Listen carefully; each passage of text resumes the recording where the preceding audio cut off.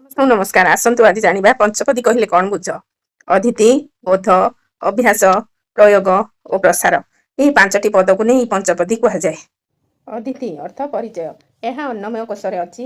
ଏହି ପର୍ଯ୍ୟାୟରେ ପୂର୍ବ ଜ୍ଞାନର ଧାରଣା ମିଳିଥାଏ ଏବଂ ସକ୍ରିୟାତ୍ମକ କାର୍ଯ୍ୟ କରାଯାଏ। ପିଲାମାନେ ପ୍ରଶ୍ନ କରିବେ ଓ ଅନୁଭବ କରିବେ। ବୋଧ ଅର୍ଥ ଧାରଣାର ବୋଧଗମ୍ୟତା। ଏଥିରେ ପ୍ରାଣମୟ କୋଷ ବିଦ୍ୟମାନ। ଖେଳ, ଆଲୋଚନା, ପଠନ ଓ ଅନ୍ୱେଷଣ ମାଧ୍ୟମରେ ଧାରଣାର ସମ୍ବନ୍ଧୀୟ ମୁଖ୍ୟ ଦିଗକୁ ବୁଝିବେ। ଏଥିରେ ଦଳଗତ ଓ ବ୍ୟକ୍ତିଗତ କାର୍ଯ୍ୟ କରାଯିବ। ଅଭ୍ୟାସ ଚିତ୍ର ସାରଣୀ ପୂରଣ। ଏହା ମନୋମୟ କୋଷ ସହିତ ଏହାର ସମ୍ପର୍କ ଅଛି। ଦଳଗତ ଓ ସ୍ୱାଧୀନ କାର୍ଯ୍ୟ କରାଯାଇଥାଏ। ଆଲୋଚନା ପରେ ପ୍ରଶ୍ନର ଉତ୍ତର ଲିଖନ ହୋଇଥାଏ। ଏଥିପାଇଁ ମୌଖିକ ଓ ଲିଖିତ ଆକଳନ କରାଯାଇପାରେ। ପ୍ରୟୋଗ ଖେଳ ଖେଳରେ ପ୍ରକଳ୍ପ କାର୍ଯ୍ୟ, ବିଶ୍ଳେଷଣ, ସଂଶ୍ଳେଷଣ କରାଯାଏ। ଏହା ବିଜ୍ଞାନମୟ କୋଷ ଆଧାରିତ।